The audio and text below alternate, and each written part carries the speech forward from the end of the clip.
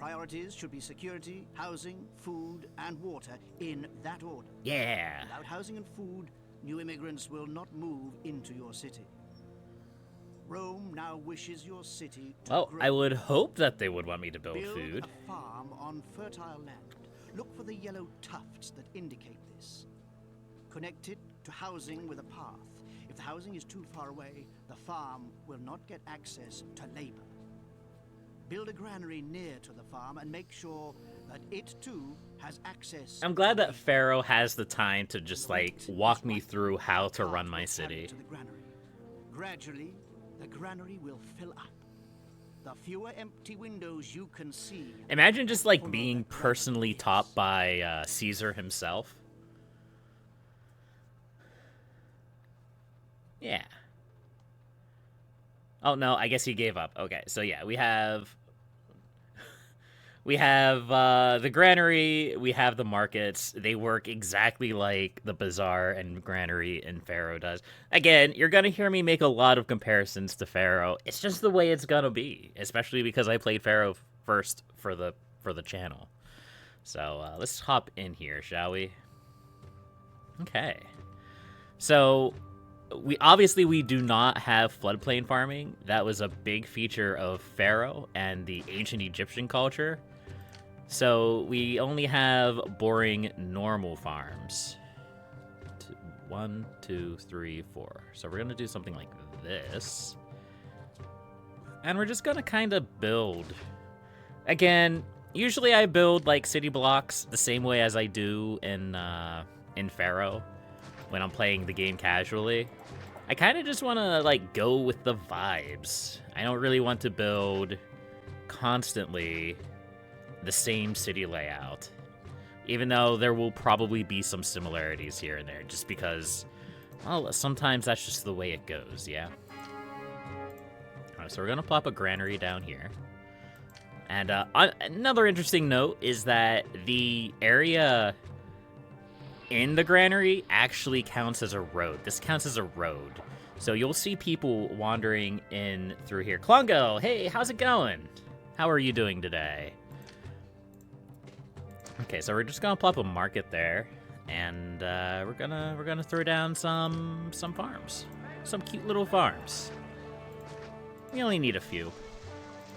That should be more than enough. Excellent. Will this be a peasant place with wells? Probably for now, until we actually get access to better forms of water. We're still playing through the tutorial, so we haven't learned how to do other things just yet. And then we're gonna throw down our temples here. There we go. Nice. And that's how we're gonna start. So we're gonna have food coming in. We're gonna have all of our structures. I should probably put a couple of structures down here as well, like that. Because these buildings will collapse.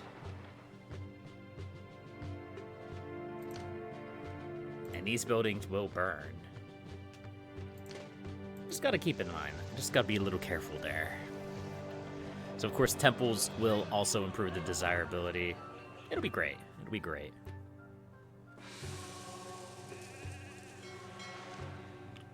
We are probably going to need more housing. We'll deal with that as the time comes. I'll probably put, like, another strip of housing over here. Something along those lines.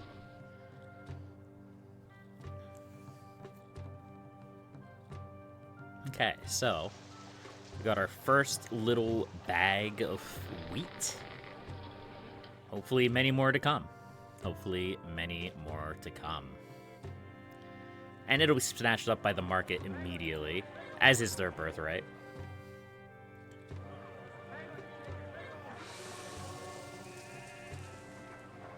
And I could... Well, I'd have to build a Senate to check my... Oh no, my unemployment's down here. That's right. I forgot they added that. I was going to say I was going to have to build a Senate to see my unemployment. I forgot I was playing Julius, which just shows the unemployment down here. That'll probably happen a lot. Okay. So slowly this food will trickle down through the housing here. I may need another market over here too, but we'll see. We'll see. Time will tell. And do we have access to any other beautifications yet? No, just the Senate. Which, that might be a little bit dramatic. But we're mostly just waiting for clean water now. Which we will get soon, I'm sure. Okay. So I'm gonna let this run for a few more minutes. If I don't get food the whole way down here, I will build another market.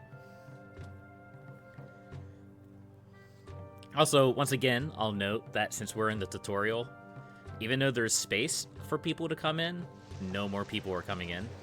Extra room for 4, extra room for 31.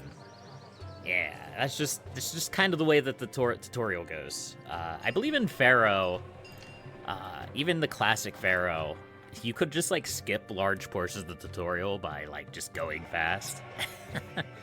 But I could kind of understand why they wouldn't want that to happen. That would be a little bit problematic.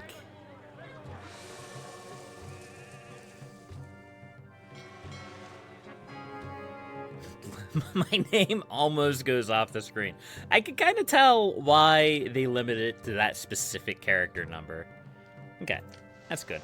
I'm so glad Mars is happy.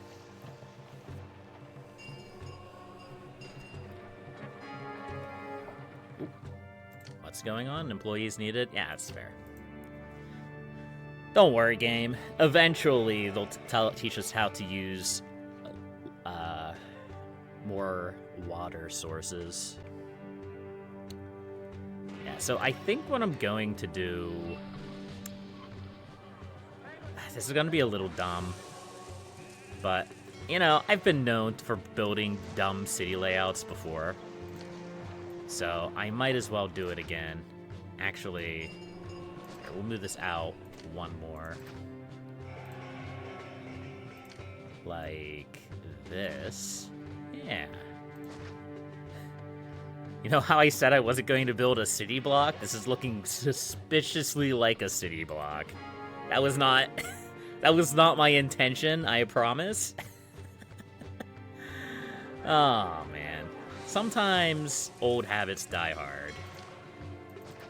Yeah, we're gonna put another market down over here. I think we're gonna need it. There we go. Alright. So as I said, we're going to have to bring the water to our people rather than the other way around. So we need to build a reservoir, we need to adjacent it to some water, and then we need to build fountains to distribute that water. And then in order to get water farther inland for our people, we need to build another reservoir and connect it to that one. It's a little bit obnoxious, I'm not gonna lie. But it is what it is, I guess. So I'm definitely going to need 2 reservoirs. Something like that. What? Don't give me sass. You can get through the aqueduct, you silly game. There we go. So what happened there was that the game, for some reason, thought that I blocked the road to Rome, so they just deleted my aqueduct. It's fine. Game be silly sometimes. And then we can plop these fountains down. Yeah, that's fine. And then we could just get rid of these wells. We don't need them anymore. Okay. Excellent. So, desirability is going to be a little bit of a problem here. I can fix that by building a Senate. Well, maybe I can fix that by building a Senate. You know what I could do? I could make this look even more gross. You can just kind of plop a Senate down right there. Yeah. Perfect. That's beautifully disgusting. But that will solve our desirability issues. And we can also delete that road right there. Perfect.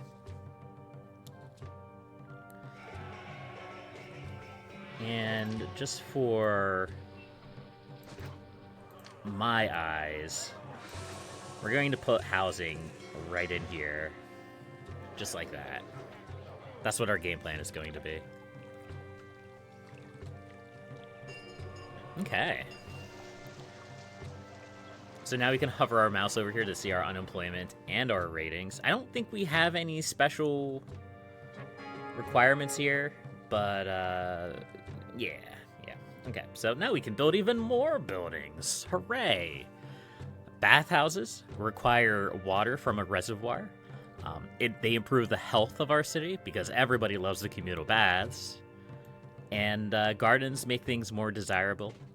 Theaters are our entertainment building. Unlike when I was playing Pharaoh and we had to build, and specifically intersections for our entertainers, you don't have to do that in Caesar 3. You can build theaters wherever you want. And don't forget to buy new farms or the angry man with the torch will appear. And you don't want the angry man with the torch to appear. He's a very angry man, and he has a torch. So, yeah. Alright, so we need a bathhouse. We can put it up here. We can also put one down here as well, eventually. But I don't think we really need that right now. I think what we really need is a theater and an actor colony. Again, it works very similarly to the way entertainment works. In Pharaoh, you build a building that hosts the entertainment, and then you build a building that produces people to do the entertainment. Now, it's a little bit different than Pharaoh, because in Pharaoh, entertainment was based on, the different types of entertainment. As we're going to learn the deeper we get into this game, entertainment here is based more on the types of platforms. So, like, you have theater access. We go in here to entertainment, you can see them all right here.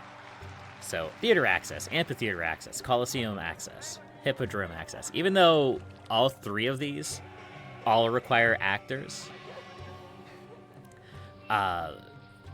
you need everything to make them work. So, it is what it is. But we can technically get into situations where people may have, like, a gladiator pass by their house, but because there's no amphitheater or something, they're not going to get the entertainment for a coliseum or something like that. It's weird. It's a little bit weird, but it's okay. It's all right. We'll figure it out. We'll make it work. Oh, excellent. Thank you, Sirius. So we're going to build a couple of more farms here. I'm sure I explained the whole entertainment thing very poorly, but that's okay.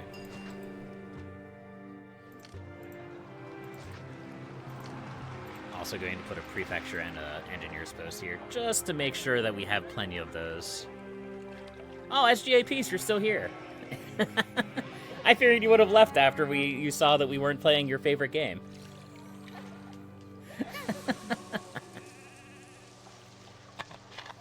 Okay.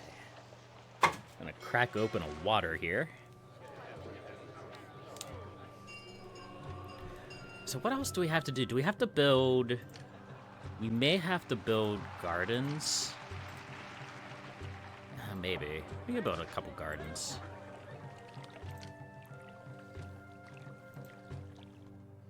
We may just have to wait. Here, let's build a few more houses. There we go. And we can plop a fountain here and there. Excellent. It's a nice little town. It's a nice little town. We are probably going to need another market over here.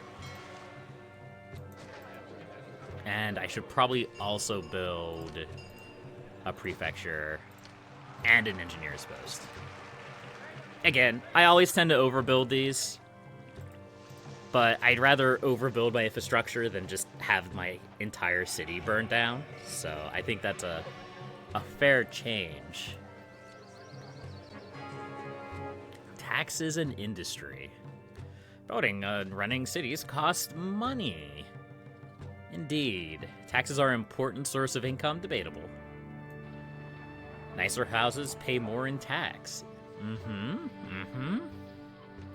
We now have access to our advisors as well, which they're very similar to our advisors in Pharaoh. And we can also build clay pits close to water and produce pottery. That sounds familiar, doesn't it? It's almost like we've done that 100 times in Pharaoh. Again, there's gonna be a lot of similarities. If I play more of these games, they're going to continue being similar. A lot of the things that'll change, though, is just the themes of the game. So obviously, like, Pharaoh is focused on ancient Egypt. Caesar is focused on Rome. And the other Impressions games are focused on other games, other cultures. Maybe we'll explore more of those. Time will tell. So I believe Caesar 3 has a 2-to-4 ratio or a 1-to-2 ratio. What I mean when I say that is you need 1 clay pit and 2 potters. In Pharaoh, I believe it's 2-to-4 or 3-to-4. It might be a 3-to-4 ratio in Pharaoh. I don't remember. In this one, it's a little bit more binary, I guess we should say. And I believe that's also where my tendency of building 1-to-2 ratios in Pharaoh comes from, was because I played this game first, and that's what I always did in this game. So, it is what it is. It is what it is. Now, we are probably going to have to build another line of temples over here. The gods are very jealous, or they can be very jealous. And if you get too many people and not enough temples, they will be angry. And you don't want angry gods. Angry gods do angry things. But yeah, that is one nice thing about the Julius mod, as well as the Augustus mod by proxy. They added this all button here that just cycles through all 5 of the temples. In the original game, you would have to come in here and grab every single one of these and place them just like this. And that was very obnoxious. So it's a nice little quality of life change. And I enjoy those little quality of life changes over and above what something like, say, Augustus, which does like a lot of expanded content, DLC level stuff to the game. So I saw, yeah. So the houses can evolve because they need educational facilities. I don't remember the game telling me about the schools, but we can build schools. So I'm just gonna do that. I'm just gonna do that. So the actual school building in this game is kind of interesting. Unlike in Pharaoh, where you get one walker who wanders the town, you get a whole bunch of little children. There are so few workers here that someone even offered me a Yeah, and they give you sass when you click on them. Few workers here. It's great. Someone even offered me a There are so few workers I love it. that someone even Everybody offered loves the me a children. job. It's wonderful and great. How are our taxes looking? I mean, I don't really care too much about taxes at this point. Our houses aren't really upgraded enough. But we could throw down... I don't know. I don't think I'm gonna worry about taxes. You don't really need taxes for the first couple... You don't really need taxes in general in this game. But especially for the first couple missions, you don't need taxes. It's very similar to Pharaoh. I've talked a lot in Pharaoh about how it's not really worth taxing your buildings until they're higher level. And that's largely, again, because taxes exist in this game mostly to just offset your wages. They're not really good at making you money. You know, we'll plop down some tax collectors here. Why not? There we go. So now we have these nice little casas here, which require pottery. Something that I'm going to be struggling with quite frequently is that, especially compared to the remake of Pharaoh, where market workers will claim resources long before they actually approach the storage yard. In this game, it's first come, first serve. So they will send workers out, they will take the resources, and then the market has to wait for the worker to wander the entire map and then wander the whole way back before finding another resource and going and getting it. So you either need to overbuild your resources or you need to spread them out. So we get to experience that as well. So yeah, now we've opened up the trade menu.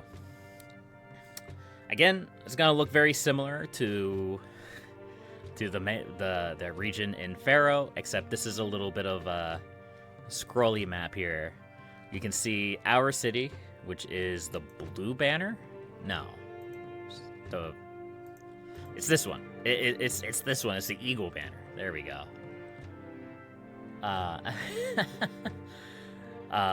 The blue banner is a Roman city. The red banner is a city that you can trade with. It's a little bit more, and the brown banner is just a distant city.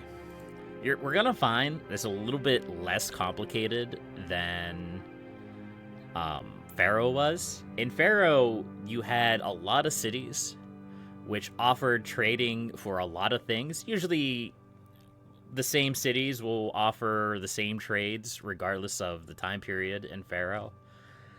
In this game, it's gonna be a little bit more of like, I don't really want to call it a puzzle, but I also don't really know how else to explain it. Like, the trade resources that they provide are going to be largely curated to the mission. So, for example, with Capua. Capua just so happens to buy pottery and weapons. And sell iron. All of these things happen to be things that we can interact with on this particular mission. And we will probably need to do so. So it's a little bit simpler, but it's also a lot easier to understand what's going on and what the game wants of you. Compared to something like Pharaoh, which just kind of sets you into areas and then gives you all the same trades and a lot of extra trades that you don't really need.